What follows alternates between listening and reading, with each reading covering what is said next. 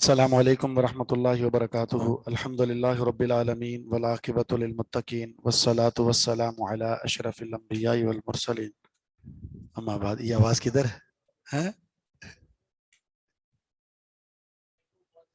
ہے نا؟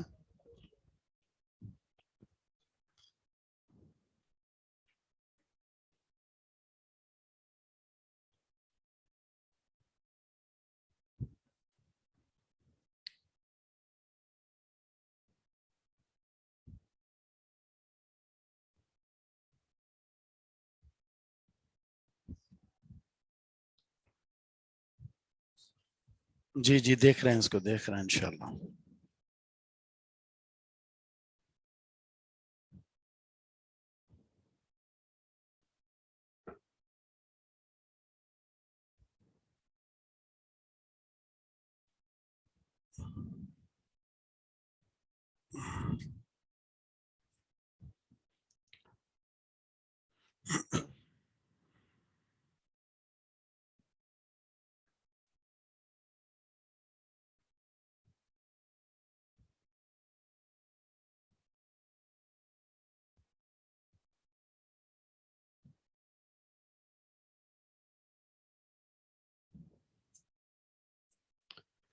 چلیں آپ حدیث پڑھیں جب تک۔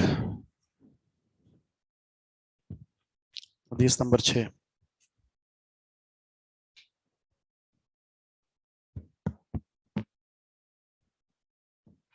ان الحمد للہ الصلاۃ والسلام علی رسول اللہ، اما بعد، بسم اللہ الرحمن الرحیم۔ حدثنا محمد مائک بند ہے آپ کا، شاید مائک بند ہے۔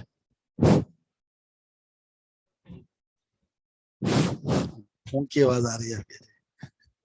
حدثنا محمد بن بشار قال حدثنا محمد بن جعفر قال حدثنا شعبہ عن معاویہ بن قرہ عن ابی قال قال رسول اللہ صلی اللہ علیہ وسلم لا تزال طائفة من امتی منصورین لا يضرهم من خذلهم حتى تقوم الساعة حتی تقوم الساعة تقوم الساعہ، تقوم الساعہ، زبر کیوں ہے یہ تقوم پر؟ باپ تقوم ہونا چاہیے، تقوم کیوں ہے؟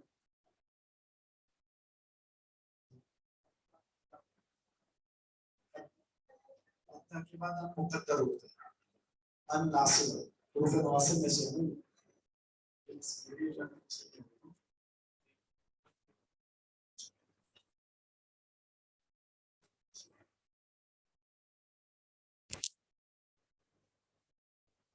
معاویہ بن قرہ روایت کرتے ہیں اپنے والد قرہ بن ایاس سے کہ رسول اللہ صلی اللہ علیہ وسلم نے فرمایا لا تزال، ہمیشہ رہے گی، طائفۃ، ایک جماعت، من امتی، میری امت میں سے، منصورین، اس حال میں کہ اس کی مدد کی جائے گی۔ منصور کہتے ہیں مدد یافتہ۔ ہمیشہ رہے گی ایک جماعت میری امت کی مدد یافتہ، لا یضرہم، ان کو نقصان نہیں پہنچا سکیں گے، من خذلہم، جو ان کو رسوا کرنا چاہتا ہے، جو ان کو ذلیل کرنا چاہتا ہے، ان کو نقصان نہیں پہنچا سکے گے۔ کب تک؟ حتی تقوم الساعہ، حتیٰ کہ قیامت قائم ہو جائے۔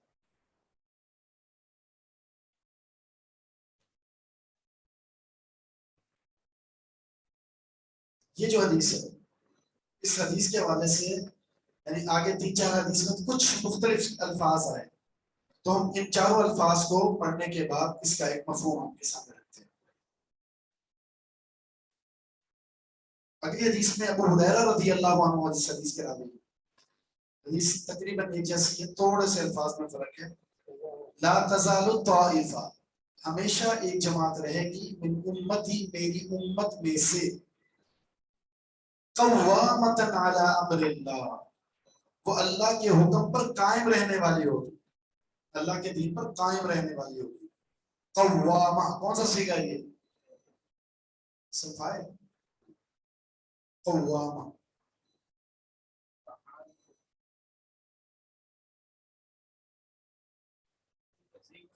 इससे मुबालगा, मुबालगा फर्क है। इसम तफजील जो है इसका माना तकाबुलन होता है और इसम मुबालगे का जो माना फी नफ्सी होता है, ये फर्क है। क़व्वामतन अला अम्रिल्लाह, अल्लाह के अमर पर, अल्लाह के हुक्म पर, अल्लाह के दीन पर बहुत अमल करने वाली होगी।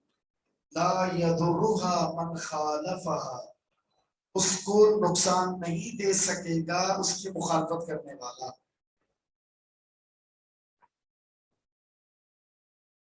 दो लफ्ज हो गए। तीसरा, समीअतु अबा इनाबा अल खौलानी, बकर बिन जुरारा कहते हैं, जुरा कहते हैं, मैंने ये हदीस सुनी अबू इनाबा अल खौलानी से, वकान कद सल्ला अल क़िबलतैन, और इन्होंने रसूलुल्लाह सल्लल्लाहु अलैहि वसल्लम के साथ दोनों किबलों की तरफ नमाज पढ़ी है। क्या मतलब इसका? जाहिर है मदीना में जब थे तो कितने महीने इबादत की थी किबला रुख होकर? 16 या 17, और फिर उसके बाद तहवील किबला। तो ये उस तरफ रुक करके नमाज पढ़ने वालों में से भी थे और इस तरफ भी। तो ये शर्फ की बात है। ये कहते हैं कि समिअतु रसूल अल्लाह, मैंने अल्लाह के रसूल सल्लल्लाहु अलैहि वसल्लम से सुना, आपने फरमाया ला यज़ालुल्लाहु यग़रिसु फी हाज़ा दीन ग़रसन, अल्लाह रब्बुल इज़्ज़त हमेशा से इस दीन में नए पौधे लगाता रहेगा। गरसा यग़रिसु का माना होता है पौधे लगाना। अल्लाह नए पौधे लगाता रहेगा इस दीन में। और इन पौधों का क्या करना है अल्लाह ने? यस्तामिलुहुम फी ताअतिही, उनको अपनी इताअत में इस्तेमाल कराता रहेगा, उनसे अमल करवाता रहेगा अपनी इताअत पे। क्या पौधे से क्या मुराद है? अफराद, अफराद।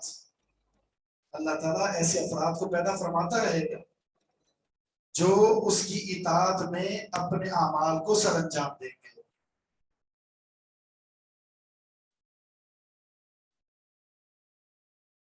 इसी से मिलते जुलते एक और हदीस जिसमें थोड़ा सा फर्क है माना के अंदर। सैयदना मुआविया रज़ियल्लाहु ताला अन्हु कामा खतीबन, खुतबा देने के लिए खड़े हुए, फरमाया ऐना उलमाउकुम, ये गुफा के अंदर है, तुम्हारे उलमा कहाँ हैं? ऐना उलमाउकुम, तुम्हारे उलमा कहाँ हैं? समिअतु रसूल अल्लाह, मैंने अल्लाह के रसूल सल्लल्लाहु अलैहि वसल्लम से सुना, यक़ूलु, वो फरमा रहे थे, ला तक़ूमु अस्साअह, क़यामत कायम नहीं होगी, इल्ला मगर, व ताइफ़तुम मिन उम्मती, मेरी उम्मत की एक जमात, मेरी उम्मत की एक जमात, ज़ाहिरीन अलन नास, जो लोगों पर क्या होगी? जाहिर होगी, वो बिल्कुल जाहिर होगी लोगों पर। जाहिर का एक माना है गालिबीन, गालिब रहेगा। ला युबालूना अला मन खज़लहुम, वो नहीं परवाह करेंगे कि उनको रुस्वा कौन कर रहा है। जी जी, ला युबालूना मन खज़लहुम, ला युबालून, नहीं परवाह करेंगे वो किसकी? मन खज़लहुम, जो उनको रुस्वा करना चाहता है, जलील करना चाहता है। अच्छा, खुजलान का एक माना ये होता है रुस्वा करने का कि उनकी मदद को तरक कर दे। ये भी किसी की रुस्वाई होती है कि उसकी मदद की जरूरत है और आप मदद करने पर कादिर हैं और छोड़कर चले जाए, इसको भी खुजलान कहते हैं, आपने उसको रुस्वा कर दिया। तो इसका एक माना अब ये होगा कि वो लोगों पर जाहिर होंगे, लोगों पर गालिब होंगे, नहीं वो परवाह करेंगे کون ان کی مدد کو ترک کر رہا ہے، کون ان کی مدد کو ترک کر کے ان کو رسوا کر رہا ہے، ولا من نصرہم، اور ان کو اس سے بھی کوئی غرض نہیں ہوگی کہ کون ہے وہ جو ان کی مدد نہیں کر رہا، کون ہے ان کو رسوا کر رہا ہے اور کون ہے جو ان کی مدد نہیں کر رہا۔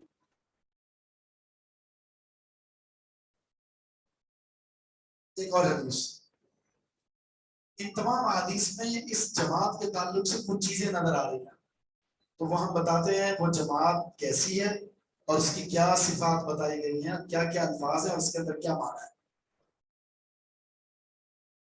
صوبان رضی اللہ عنہ فرماتے ہیں رسول اللہ صلی اللہ علیہ وسلم کا فرمان ہے لا یزال، ہمیشہ رہے گی، طائفۃ، ایک جماعت،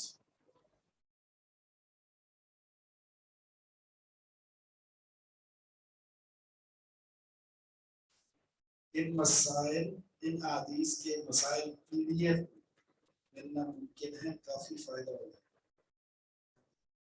یہ مجھے لگتا ہے کہ آپ لوگ جو عادت بن گئی ہے نا عدت الاحکام والی، ابھی آپ لوگ بڑے ہیں، جب وہ چھوٹے تھے تب لکھ کر دیتے تھے نا، خود لکھتے تھے؟ اچھا اچھا، پچھلے سال سے میں نے وہ پی ڈی ایف میں دینا شروع کر دیا، پورے مسائل حدیث کے یا اس کتاب الطہارت کے ٹوٹل مسائل، یہ صلاۃ کے، زکوٰۃ کے، جنائز کے، شاید آپ کو موصول ہوئے ہوں گے۔ یہ میں بتاؤں گا اور آپ نے خود لکھنا ہے۔ لا یزالو، ہمیشہ رہے گی، طائفۃ، ایک جماعت، من امتی، میری امت میں سے، علی الحق، حق پر، منصورین، مدد یافتہ، لا یضرہم، نہیں نقصان پہنچا سکیں گے ان کو، من خالفہم، جو ان کی مخالفت کرتے ہوں۔ کب تک؟ حتی یأتی امر اللہ عز و جل، حتیٰ کہ اللہ کا امر آ جائے، اور امر سے پیچھے گزر چکا کیا ہوتا؟ قیامت۔ یہ ہوگی جی احادیث، کتنی حدیث ہیں یہ؟ 5 حدیث۔ چلو پہلے ہم الفاظ پر کچھ بحث کرتے ہیں، اس کے بعد مفہوم پر آتے ہیں۔ پہلا لفظ ہے لا تزالو، کون سا سیکھا یہ؟ لا تزالو،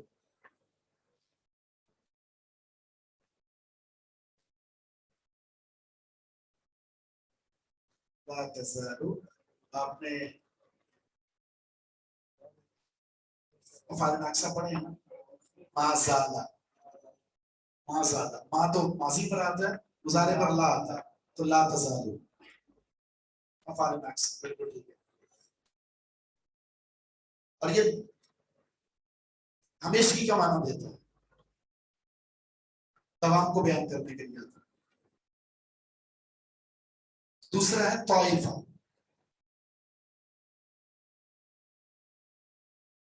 طائفہ، طائفہ یا نکرہ استعمال ہو، اور جب کوئی اسم نکرہ استعمال ہو تو اس کے بہت سارے مقاصد ہوتے ہیں، ان میں سے ایک مقصد کسی چیز کی قلت کو بیان کرنا ہوتا ہے۔ اس کی مثال میں دیتا ہوں نا، اللہ کے فرمان وَرِضْوَانٌ مِّنَ اللَّهِ أَكْبَرُ، وَرِضْوَانٌ مِّنَ اللَّهِ أَكْبَرُ، کیا معنی ہے اس کا؟ اللہ کی تھوڑی سی رضامندی بہت بڑی چیز ہے۔ اگر ہم معنی یہ کریں اللہ کا بہت زیادہ راضی ہونا بہت بڑی چیز ہے، تو اس کے اندر جو معنویت ختم ہو جائے گی۔ رضوان پر جو تنوین ہے وہ قلت کے لیے، اس کے معنی تھوڑا سا اگر وہ راضی ہو جائے نا تو یہ بہت بڑی چیز ہے۔ تو وہاں تنکیر تقلیل کے لیے، تنوین تقلیل کے لیے، کسی چیز کی کم مقدار ہو، یہاں طائفہ پر بھی یہی ہے، وہ جماعت چھوٹی سی ہوگی، اس میں کثرت نہیں ہوگی، وہ جماعت قلیل ہوگی۔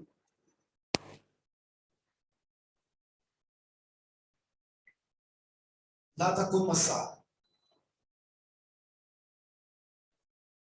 آواز سب کے ساتھ یہ مسئلہ ہے کہ آپ کے ساتھ یہ مسئلہ ہے؟ میری آواز صحیح آ رہی ہے؟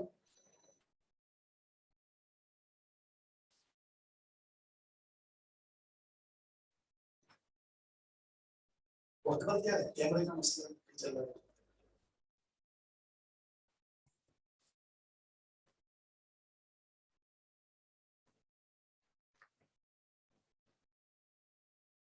پہلے ٹھیک تھی پھر خراب کر کے چلے گئے۔ बेकार है ना मेरा फायदा बात। السلام علیکم سر، آپ کی آواز بھی صحیح نہیں آ رہی اور تصویر بھی نہیں آ رہی.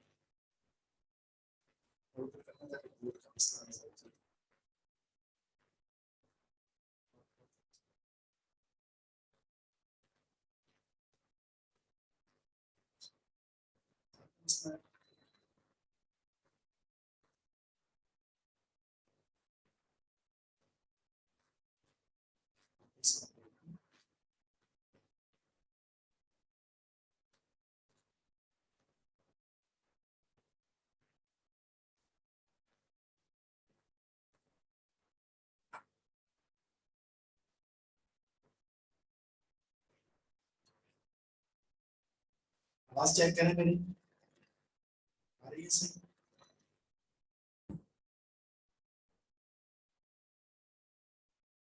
सही है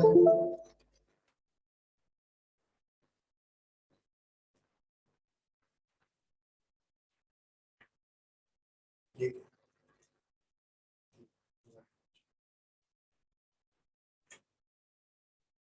एक तो हमने बात की है ला तज़ालु पर, हमारे नक्शा में से है, फिर मुजारे है, मुअन्नस इसलिए कि ताइफा इसका इसम है, और ताइफा पर हमने बात की है ये नकीरा है जो कि ये बात बता रहा है कि ये जमात थोड़ी सी होगी, और तकूम सा के साथ इसको जोड़ दिया गया, इसका मतलब है क़यामत के करीब तक रहेगी जमात।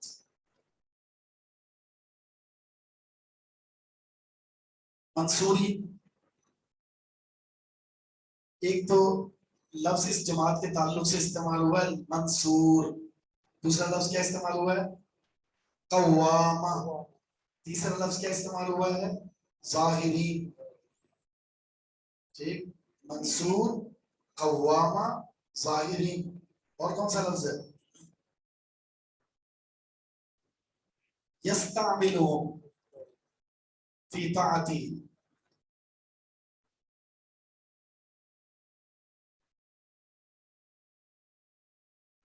अच्छा, इन अल्फाज से इस जमात का तारुफ होगा।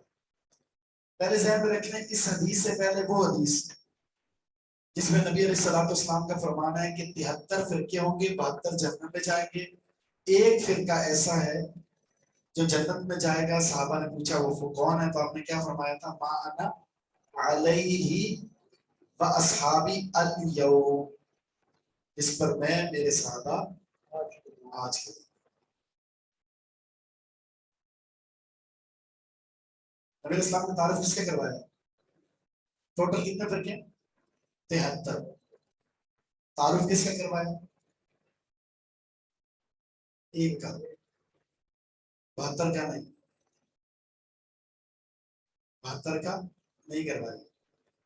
इसका मतलब यही है कि आपकी तलाश हक के उसूल के लिए होनी चाहिए, बातिल को नहीं पढ़ना, हक को पढ़ना। जब हक को पढ़ गए तो उसके अलावा सब बातिल है। अच्छा, मुझे बताएं इन 72 और एक, 72 को पढ़कर हक तलाश करना زیادہ آسان ہے یا حق کو پڑھ کر باطل تلاش کرنا آسان ہے؟ وہاں آپ کو پریکٹس کرنی ہوگی 72 پر، اور یہاں صرف ایک پر. ایک کو سمجھ لیا، 72 کا رد خود بخود ہو گیا. ایک پر. اب اس جماعت کے تعلق سے الفاظ ہیں. نمبر 1، اللہ کے رسول کے دور سے لے کر یہ جماعت قیامت تک ہوگی. نمبر 2، بہت تھوڑی سی جماعت ہوگی، اور یہ نوح علیہ السلام سے لے کر رسول اللہ صلی اللہ علیہ وسلم تک اور پھر تا قیامت اللہ رب العزت کی اطاعت کرنے والے لوگ ہمیشہ سے ہی کم تھے.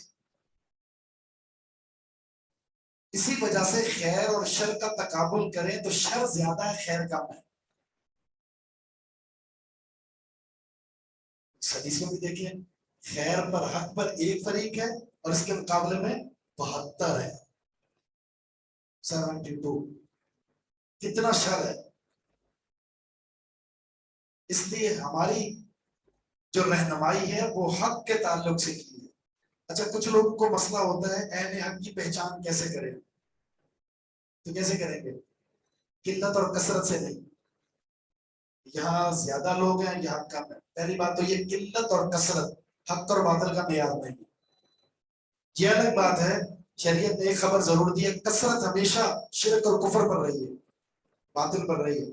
قلت جو ہے وہ ہمیشہ حق کو تھامے رکھی ہے، باقی یہ معیار نہیں. دوسری بات، کسی شخصیت سے حق کو نہیں پہچانا جائے گا.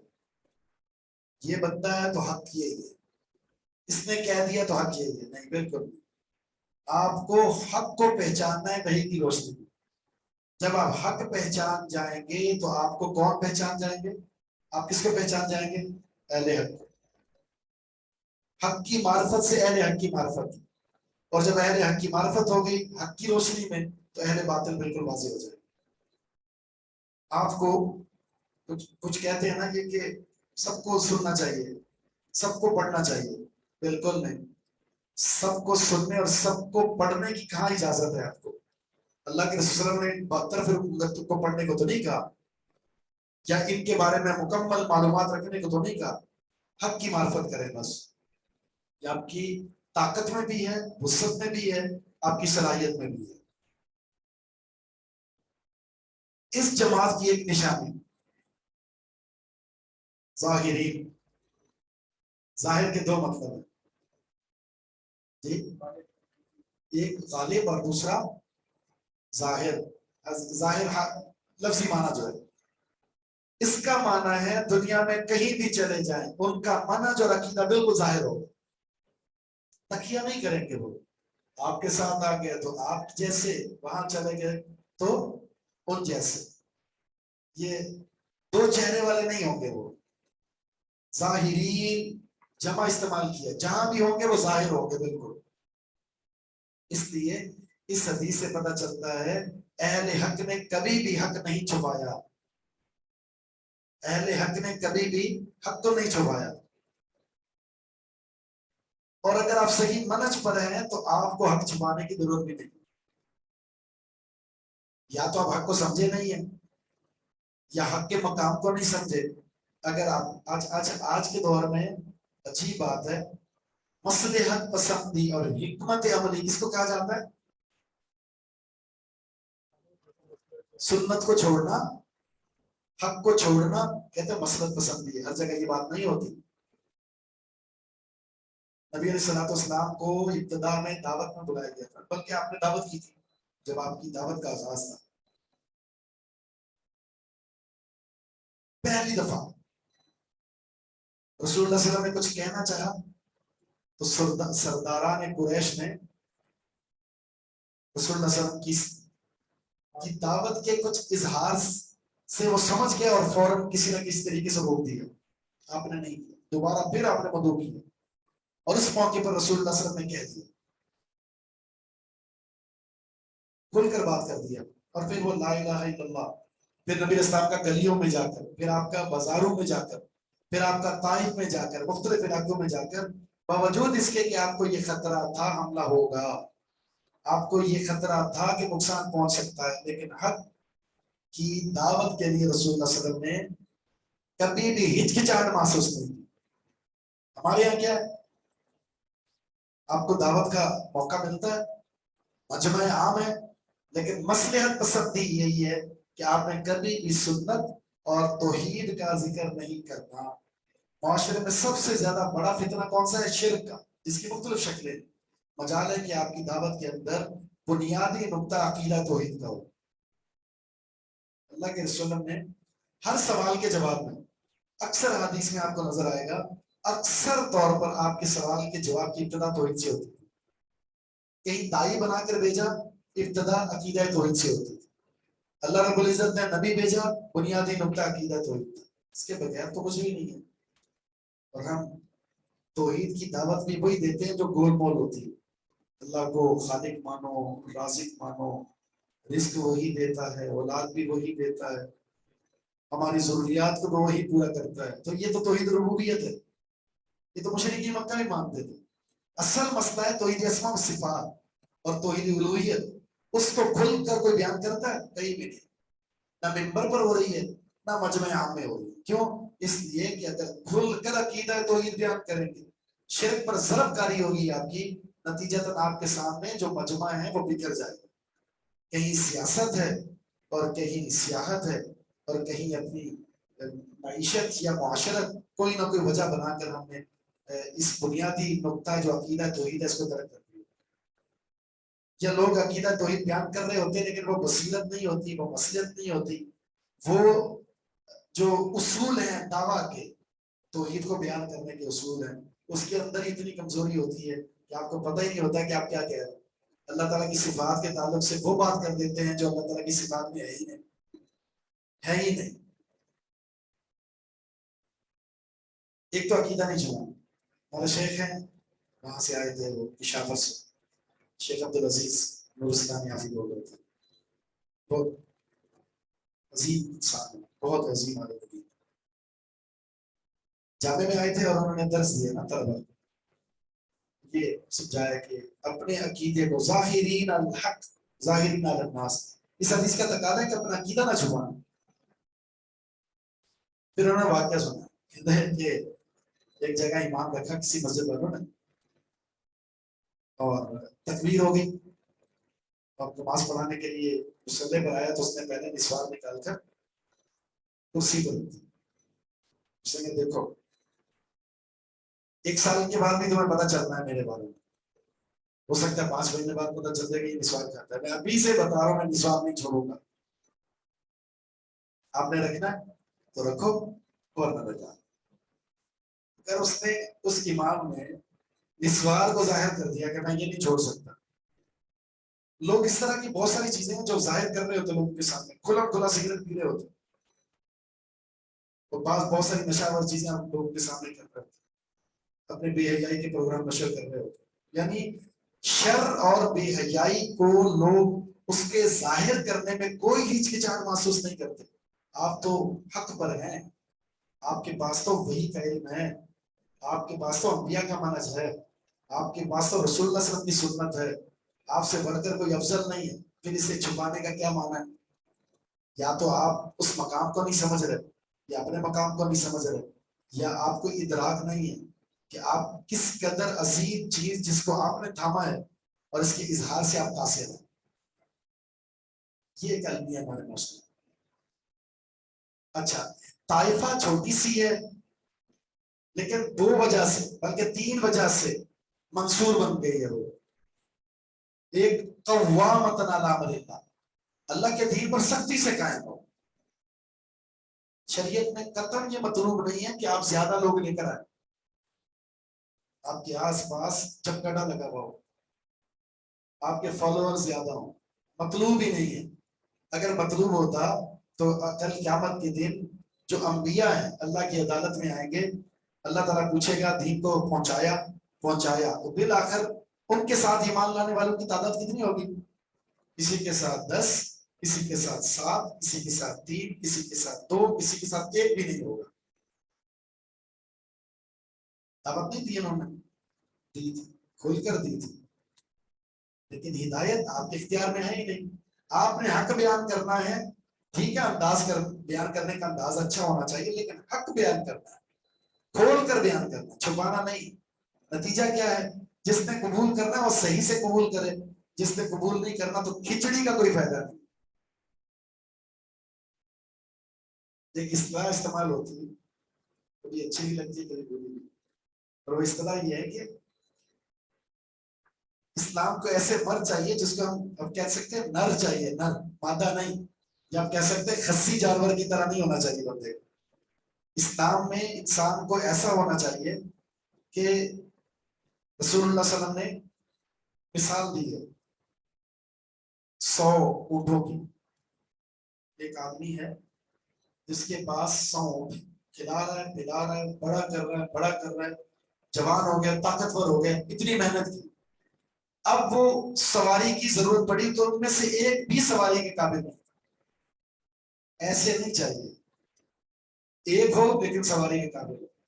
ابراہیم علیہ السلام کو اللہ نے قرآن میں ایک لفظ سے نوازا ہے، وہ کیا ہے؟ ان ابراہیم کانا امتن، اکیلے ابراہیم ایک جماعت ہے۔ جماعت کے لیے اللہ کے ہاں کثرت نہیں ہے، یہاں دیکھیں تھوڑے سے افراد نے کہ طائفہ کہا، وہ اکیلے ابراہیم علیہ السلام نے امت کہا ہے۔ اس کا معنی یہ ہے کہ تھوڑے ہیں حق پر ہوں، یہی اللہ کے نزدیک سب سے عظیم لوگ۔ اس لیے ایک اور حدیث میں اس بات کو سمجھاتا ہوں، اللہ فرماتا ہے کہ اگر زمین اور آسمان والے مل کر لو ان اہل السماوات والارض اشترکوا فی دم مومن لاکبہم اللہ فی النار، زمین اور آسمان والے سارے مل کر ایک مومن کو قتل کر دیں، ایک مومن کو، اللہ سب کو جہنم میں ڈال دے گا، اللہ کو اس کی کوئی پرواہ نہیں۔ کیوں؟ اللہ تعالیٰ کو ان کی پرواہ نہیں، اللہ کو کس کی پرواہ ہے؟ ایک مومن۔ یہ ایک مومن اللہ کے نزدیک اتنا عظیم ہے، یہ جماعت ہے، یہی طائفہ ہے۔ ایک ہو گیا قوامہ، ان کا شرف یہ ہے کہ دین پر سختی سے عمل کر رہے ہیں۔ نمبر 2 یستعملہم فی طاعتی، اللہ تعالیٰ نیکی کا، اطاعت کا کام ان سے لے گا، خود بھی اطاعت کریں گے اور لوگوں کے اندر اطاعت کو پروان چڑھائیں گے، یہ ہے یستعملہم فی طاعتی۔ اور پھر ہے منصورین اور ظاہرین علی الناس، اللہ کی مدد اترے گی، نتیجتاً یہ لوگوں پر غالب رہیں گے۔ غالب کس اعتبار سے ہے؟ تو تھوڑے سے ہے، تھوڑے سے غلبہ کس اعتبار سے؟ لیکن دنیا میں چھا جانا یہ کوئی غلبہ نہیں۔ اس کا مطلب یہ ہے کہ دلیل کی بنیاد پر حق کو تھامنے کے اعتبار سے، ادلہ کے اعتبار سے تو کوئی نہیں ہرا سکتا، سارے اکٹھے بھی کر لیں، جو دلائل کی پاور ان کے پاس ہے وہ کسی کے پاس نہیں ہے، اور اصل چیز بھی یہی ہے۔ ورنہ فرعون نے تو اپنے مخالفین کے لیے کیا سزا نافذ کی تھی، جو جادوگر اسلام لے آئے تھے، آزا یعنی مخالف سے بد میں کاٹنے کی بات ہے۔ تو انہوں نے کیا کہا تھا؟ اِنَّا آمَنَّا بِرَبِّنَا لِيَغْفِرَ لَنَا خَطَايَانَا، اگر تو سزا دے سکتا ہے نا، بس صرف دنیا میں ہم ایسی ذات پر ایمان لائیں جس نے ہمارے سارے گناہ معاف کر دیں، کامیابی ہماری ایمان، اگر وہاں جہنم میں بچ گیا تو یہی کامیابی، دنیا میں کیا کر سکتے؟ وہ دلائل کی بنیاد پر موسیٰ علیہ السلام کو شکست نہیں دے سکا، اور اس نے غلبے کے لیے اگر چاہا تو کیا؟ اپنی زبردستی۔ ابراہیم علیہ السلام کو شکست نہیں دے سکے دلائل میں، آگ میں ڈالا، موسیٰ علیہ السلام کو نہیں دے سکے، مقابلہ کیا فوج کے ذریعے، رسول اللہ صلی اللہ علیہ وسلم کو نہیں دے سکے، مکہ سے جلا وطن کر دیا۔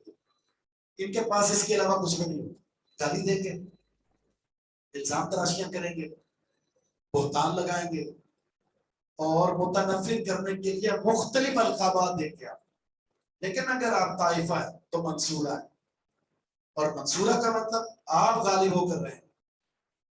وہ بچہ جو اصحاب الخدود ہے، معلوم ہے نا کیا تھا؟ وہ اکیلا تھا، ایک طرف پورا بادشاہ کا لشکر، فوجیں، کتنی فوجیں اس نے برباد کر دی، پہاڑی پر لے گئے فوج ختم، بچہ واپس آ گیا، سمندر میں لے گئے فوج ختم، بچہ واپس آ گیا۔ بالآخر اس بچے نے خود کہا ایک تجویز دیتا ہوں، اس پر عمل کر لو گے مجھے ختم کر سکتے ہیں، مجھے باندھو، نشانہ لو اور کہو بسم اللہ ربی ھذا الغلام، اس لڑکے کے رب کے نام کے ساتھ شروع کرتا ہوں، پھر تیر لگے گا. اس نے تیر مارے نام کے بغیر نہیں لگے، لیکن جب اس نے نام لیا رب کا تو تیر لگا. وہ بچہ تو شہید ہو گیا لیکن دیکھنے والے سارے مسلمان ہو گئے. پھر کیا کیا اس نے؟ پھر اس نے سب کو جلا ڈالا. اس کو پتا تھا کہ میری حکومت ختم ہو جائے گی، میری ریاست ختم ہو جائے گی اگر یہ سارے کے سارے مسلمان ہو گئے اور اس طرح پھیل گئے. بس دشمن زیادہ سے زیادہ یہ کر سکتا ہے، زیادہ سے زیادہ یہ کر سکتا ہے کہ آپ پر ظلم کر سکتا ہے، لیکن جو آپ کے پاس دلائل کی قوت ہے اس کو شکست نہیں دے سکتا. یہ ہے اصل چیز، اس کا فقدان ہے. یہی وجہ ہے کہ آج ہم مظلوم ہیں،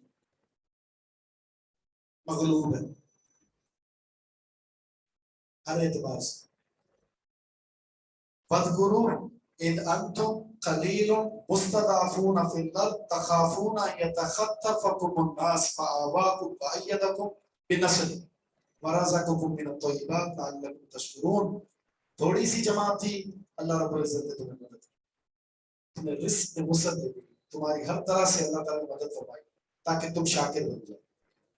جب اللہ تعالیٰ کی نعمتوں کی ناقدری ہوتی ہے تو پھر اللہ وہ نعمتیں چھین دیتے ہیں، اور یہی ہوا ہماری ریاست میں بالخصوص. دیکھیں جب سے یہ نعمت ہمیں ملی ہے نا، پاکستان اللہ کی بہت بڑی نعمت، اس وقت سے لے کر آج تک اللہ رب العزت کا حقیقی معنوں میں شکریہ بجانے لانے والا نہ تو کوئی حاکم ملا ہمیں، اور نہ ہی اس حاکم کی اس یعنی شکریہ بجا لانے والی صفت کی وجہ سے کوئی رعیہ میں کوئی ایسی کیفیت پیدا ہوئی. شرک کو ترویج ملی ہے، شرک کا پروان چڑھا ہے، معصیت کا پروگرام پروان چڑھا ہے، اس کے علاوہ کچھ نہیں. حق کی دعوت کو دبایا گیا، اہل حق کو دبایا گیا، اس سے زیادہ کچھ بھی نہیں ہوا.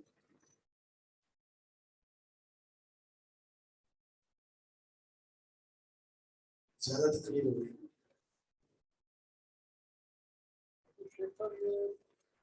پاکستان میں جو امت ہے بات کرتے تھے، ہماری قوم کو مختلف حدود کا علم ہے عمومی طور پر.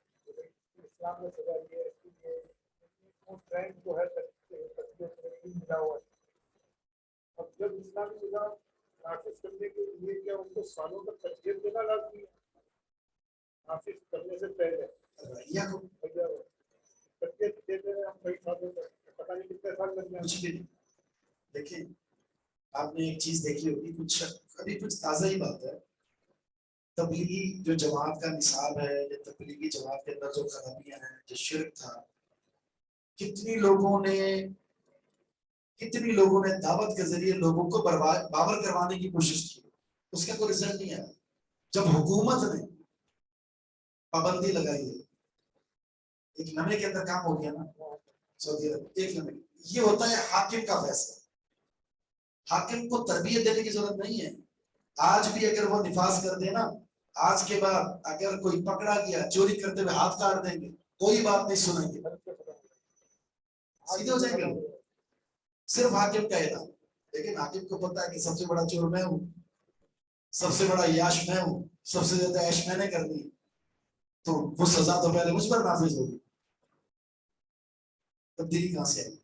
مطلب وہ تصور دے کے چلنا کہ رسول اللہ صلی اللہ علیہ وسلم نے 13 سال تک پہلے تربیت کی ہے اور پھر مدینہ میں آ کر اب آپ کے سوال کا جواب پتہ کیا ہے کہ حاکم پہلے آئے اور تربیت کرے؟ نہیں، بالکل نہیں. حاکم کہاں سے سلیکٹ ہوتا ہے؟ عوام سے ہوتا ہے نا. اس کا مطلب ہے کہ معاشرے کو ٹھیک کرنے کی ضرورت ہے. یہیں سے جب کوئی ایسا نیک صالح شخص پیدا ہو اور وہ کھڑا ہو، جب وہ بنے گا خود بخود. ہمارے یہاں ایک عجیب آدمی اب ہے کہ تحریکیں چل چکی ہیں. اسلامی ٹچ، ابھی ایک نیا فارمولا اسلامی ٹچ. اسلامی کسی نے ایک پوسٹ لگا کر پوچھا اسلامی ٹچ کی تعریف کیا ہے؟ میں نے کہا اسلامی ٹچ کی ایک تعریف یہ ہے جیسے بینکنگ سسٹم ہے ہمارے یہاں، اس کو اسلامی نام دے رہے ہو، یہ تکافل ہے، یہ فلاں ہے، یہ اسلامی ٹچ ہے. اچھا اسی طرح جمہوریت جس کو کفر کہا جاتا ہے، اس میں اسلامی نام سے جماعت کو لے آنا، یہ اسلامی ٹچ کہلاتا ہے. ٹھیک ہے، سمجھے کہ آپ خود کہتے ہیں کفریہ نظام ہے، شیطانی نظام ہے، شر سے خیر نہیں آ سکتی، تو پھر یہی ٹچ ہوتے ہیں کیا؟ امانت کہہ کر اور اسلامی اصطلاحات کا استعمال کر کے تھوڑا سا ٹچ دے کر لوگوں کو ایسا قائل کر دیں کہ وہ آپ کے گرویدہ ہو جائے کہ اسلام سارا یہی ہے. خلافت کی تحریک موجود ہے ہمارے نظام خلافت عرصہ دراز سے چل رہی ہے. اور ماشاء اللہ ہماری جماعت اسلامی جو ہے پتہ نہیں کب سے کتنے ہو گئے تب سے کیا ہوا ہے. اس لیے کہ آپ نے اسلامی جماعت ہونے کے بعد آپ نے صرف ایک ہی بات کرنی ہے, سود ختم کر دو, پانی دے دو, کراچی کو اس کا حق دے دو اور فحاشی کے اڈے ختم کر دو. لیکن آپ کا اپنا جب عقیدہ توحید نہیں ہے تو جب تک عقیدہ توحید میں رسوخ نہیں ہوگا, اس کی دعوت نہیں ہوگی, شرک کی مذمت نہیں ہوگی, نظام قائم ہو ہی نہیں سکتا, ہو ہی نہیں سکتا. سب کچھ توحید سے شروع ہوتا ہے اور اللہ تعالیٰ نے یہی تو وعدہ کیا ہے, انتم الاعلون ان کنتم مؤمنین. ایمان کی ابتدائی عقیدے سے ہوتی ہے. ہمارے اندر تو سب کچھ ہے لیکن وہ صرف ٹچ کی حد تک ہے, بس اندر نہیں.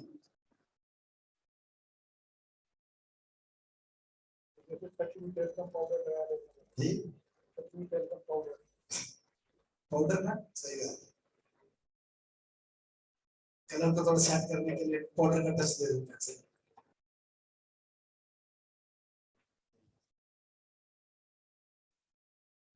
ایک خبر ہے یہاں پر, اور وہ خبر یہ ہے جب آپ حق کی دعوت لے کر اٹھیں گے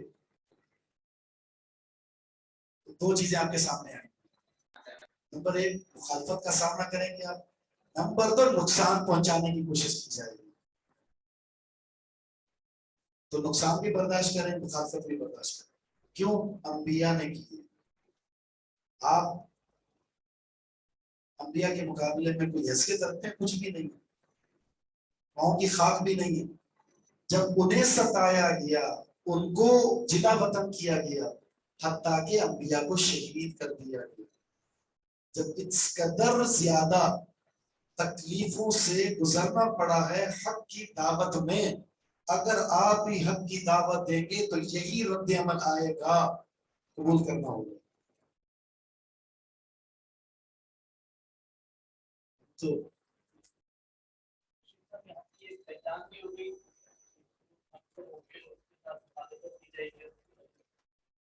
اس حدیث پر غور کریں, سب کچھ بیان ہو گیا چھوٹی سی حدیث میں, سب کچھ. وہ کب تک ہوں گے, کب سے ہیں, اور اللہ کی مدد رہے گی, تھوڑے ہوں گے, عقیدہ بالکل واضح ہوگا, منہج بالکل واضح ہوگا, حق پر قائم رہیں گے کچھ بھی ہو جائے, اللہ کی اطاعت میں لگے رہیں گے, لوگ ان کی مدد کو ترک کر دیں گے, مخالفت میں آئیں گے, نقصان پہنچانے کی کوشش کریں گے, کامیاب نہیں ہوں گے. کامیاب کا مطلب ہے ان کی آواز کو نہیں دبا سکے. سے تو قتل بھی ہوئے, یا قتل کر دیا گیا, تو پھر یہ کیا ہے؟ قتل ہو جانا اس کا مطلب آواز دب نہیں گئی. مطلب یہ جو مشن لے کر اٹھے ہیں نا, یہ مشن دبنے والا نہیں. اور جب قیامت سے پہلے آخری اللہ کو ماننے والا, جس کی عقیدے میں اللہ رب العزت سے محبت ہو, وہ دنیا سے جائے گا تو اس کے بعد دنیا ختم ہو جائے گی. کیوں؟ اس لیے کہ دنیا کی بقا بھی توحید کے ساتھ ہے. یہ دنیا یوں کہہ سکتے ہیں اللہ تعالیٰ نے اہل توحید کے مرہون منت قائم رکھی ہوئی. جس دن وہ آخری اہل توحید دنیا سے جائے گا اور اللہ کا نام لینے والا اس دنیا میں ختم ہو جائے گا, اس کے بعد اللہ اس دنیا پر قیامت قائم کرے گا. توحید کی برکت ہے دنیا کا وجود, کائنات توحید کی برکت سے ہے.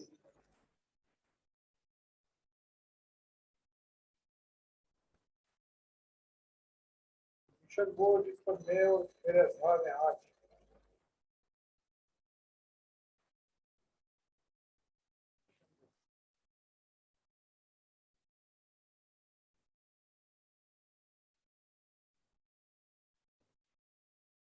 ٹھیک ہے. باقی رہی بات یہ, جی وہ مشن کی تشریح کرنی پڑے گا, میں اور میرے اصحاب ہیں آج. جی ہاں بالکل. وہ منج تو یہی ہے نا, حق کا مطلب ہے جس پر میں اور میرے صحابہ قائم ہیں, یعنی قرآن و حدیث, اس کے ساتھ وابستہ ہے. اس کے ساتھ اب ایسی خوبصورت بات ہے, اللہ کے رسول نے اپنی زندگی میں قرآن سے دیا, یا اپنی سنت سے دیے. آج کے بعد یعنی آپ کے بعد سے لے کر قیامت تک جس نے کچھ دینا ہے یہیں سے دینا اور جس نے کچھ لینا ہے یہیں سے لینا. دین یہاں سے دیں گے اور یہیں سے لیں گے. اس کے علاوہ نہ دین ہے نہ دین ہو سکتا ہے. کچھ لوگوں کے اپنے اپنے وہ نصاب ہیں. قرآن کو آپ نہ اٹھائیں, آپ نہ اٹھائیں, آپ بس اس کتاب کو اٹھائیں, یہیں سے لیں اور یہیں سے لیں. حتیٰ کہ بعض نے یہاں تک کہہ دیا قرآن کو پڑھے کہ گمراہ ہونے کا خطرہ ہے. بس یہ کتاب اٹھا لیں, اس میں گمراہی نہیں ہے, باقی قرآن کو اٹھائیں گے تو گمراہ ہو جائیں. ٹھیک ہے. تو بعض لوگ بیچارے اتنے مسکین ہوتے ہیں دائی بن کر, جیسے میں نے بات کی نا جو تبلیغی جماعت ہے ان میں کیا خرابی ہے, تبلیغی جماعت میں کیا خرابی ہے؟ صرف بات دیکھیں وہ ابتدا کرتے ہیں نماز, وہ کہتے ہیں نماز کے لیے نماز پڑھ کے اس کے بعد تھوڑا سا فضائل اعمال کا درس دیتے ہیں, بس ختم. عقیدہ وہ کہتے ہیں چھوڑو عقیدے دوسرا نماز ہی نہ. اور پھر ایک ساتھ کسی کو پکڑ کے لے آئیں گے ساتھ میں, جہاں بھی آئے اللہ کے بندو نماز پڑھو. دیکھو یہ ہمارے ساتھ بندہ پہلے شراب پیتا تھا, چوری کرتا تھا, اس نے شراب بھی چھوڑ دی, چوری بھی چھوڑ دی, بدکاری بھی چھوڑ دی, نماز پڑھ رہا ہے. پورے گاؤں کے اس بیچارے کو ذلیل کرو گی, اس نے سگریٹ چھوڑ دی, یہ کر دیا وہ کر دیا. یہ دعوت نہیں ہوتی کہ آپ ڈائریکٹ نماز پڑھ لیں. سب سے پہلے عقیدہ, جب ان کا اپنا عقیدہ صحیح نہیں ہے تو بتائیں وہ آپ نماز پڑھ کر یا اس کی دعوت پر آ کر اس عقیدے کو یا اس منہج کو قبول کرنے کے بعد آپ کو کیا فائدہ ہو؟ کچھ نہیں.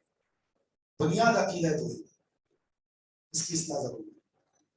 اور عقیدہ توحید میں دو چیزیں ہیں, اثبات اور نفی, تب جا کر عقیدہ مکمل ہوتا ہے. جن چیزوں کو اختیار کرنا ہے اللہ کی صفات کے تعلق سے, عبادت کے تعلق سے, ربوبیت کے تعلق سے, اس کو قبول کرنا ہے. جو اس کے متضاد ہے اس کی نفی کرنی ہے. اگر ہمارے یہاں اثبات ہے تو نفی نہیں ہے, نفی ہے تو اثبات نہیں. اس جماعت کا خاصہ یہ ہوگا کہ یہ دونوں چیزیں اثبات و نفی, تو یہ مکمل ہی ایسے ہوتا ہے. فَمَن يَكْفُرْ بِالطَّاغُوتِ وَيُؤْمِنْ بِاللَّهِ, طاغوت کا انکار کرنا ہے اور اللہ پر ایمان لانا ہے. فَقَدِ اسْتَمْسَكَ بِالْعُرْوَةِ الْوُثْقَىٰ, تو پھر آپ کا مضبوط کڑا جو ہے وہ آپ نے تھام لیا ہے, وہ ٹوٹنے والا نہیں.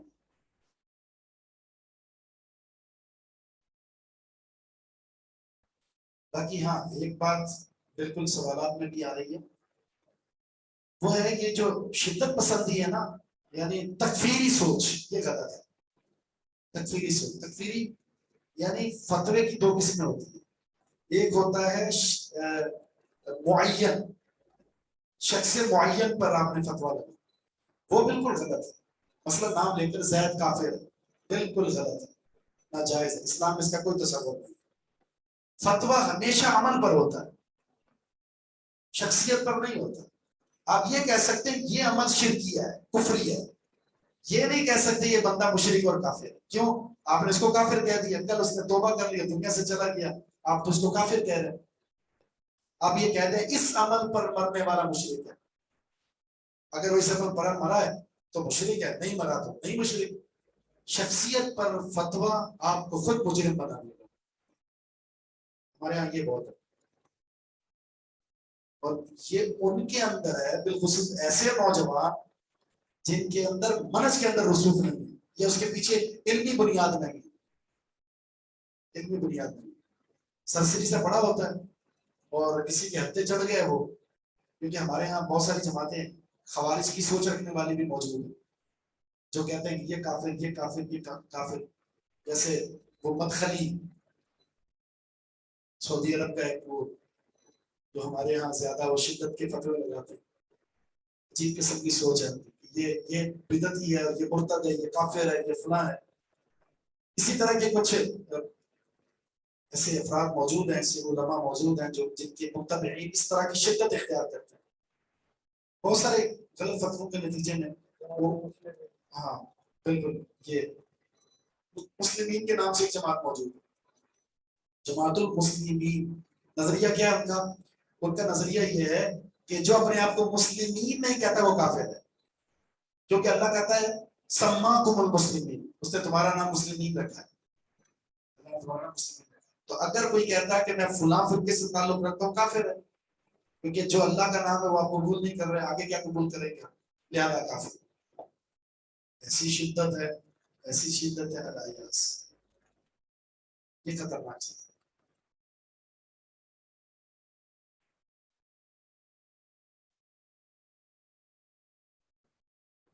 इमामत ना मिलने पर इमामत ना मिलने पर जमातुल मुस्लिमीन बना रहा ये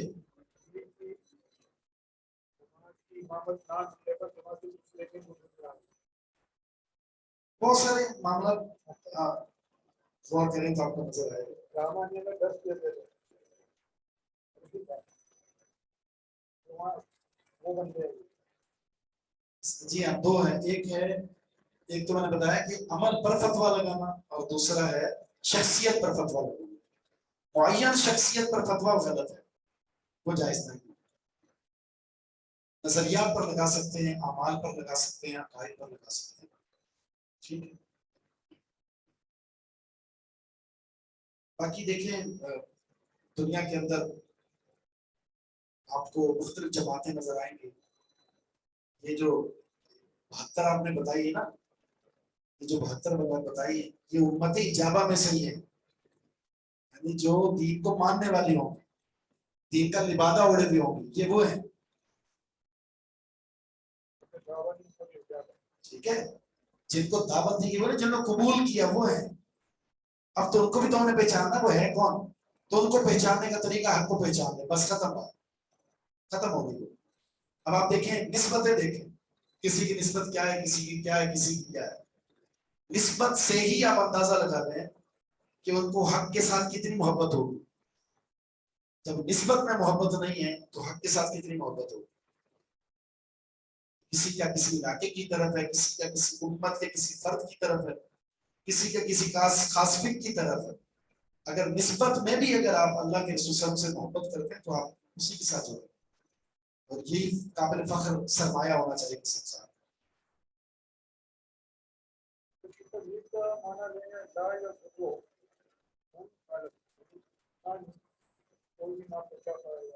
जो उनकी मुखालफत करते हैं। मैंने बताया ना कि नुकसान का मतलब क्या होता है।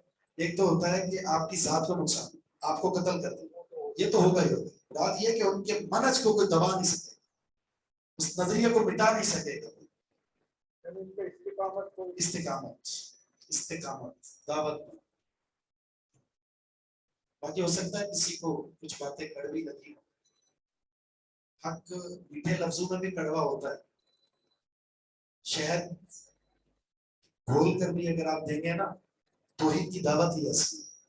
मुशरिकीन ने यही कहा था, मुशरिकीन मक्का ने रसूल अल्लाह सब कुछ आप कर लें, लेकिन आप हमारे माबूदा ने बातला तो कुछ ना करें, सब कुछ आपका कबूल है, सब कुछ देने के लिए भी तैयार।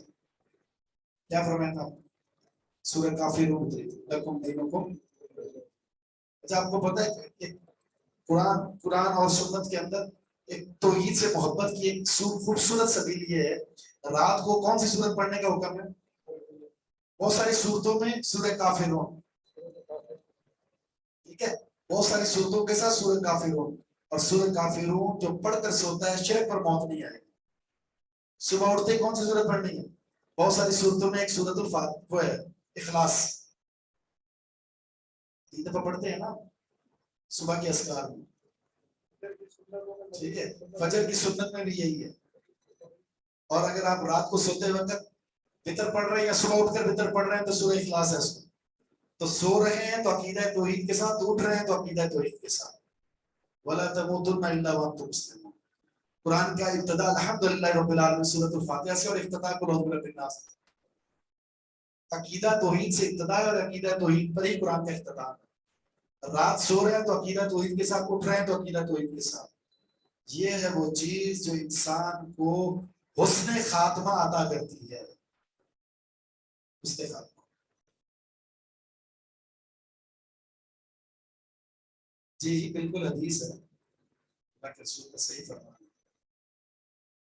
सूरह काफिरून पढ़ने वाले को अल्लाह ताला शिरक से बरी कर देता है, यानी शिरक पर मौत नहीं है, लेकिन पढ़ने वाला मुवाहिद है, मुशरिक ना।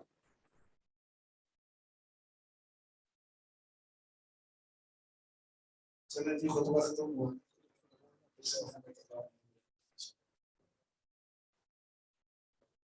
نیکسٹ کلاس سے نا یہ ختم ہو گئی باتیں, اب سیدھا سیدھا چلنا ہے, بنیادی مسائل کو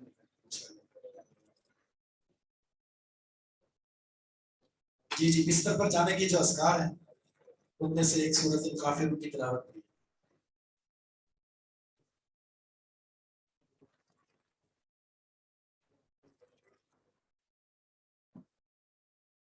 غرض غرض سے یہ سے تمہارا ہوتا ہے پودا لگانا.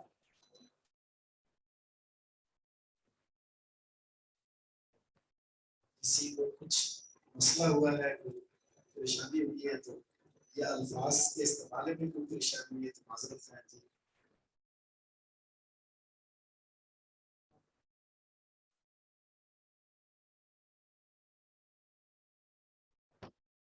تبلیغی شیخ کے خلاف بولتے ہیں وہ تبلیغی جو ہوں گے جو اہل حق والے ہوں گے جو ہمارے پاکستانی ہیں نا ان کی کتابوں میں شرک بدل ہو.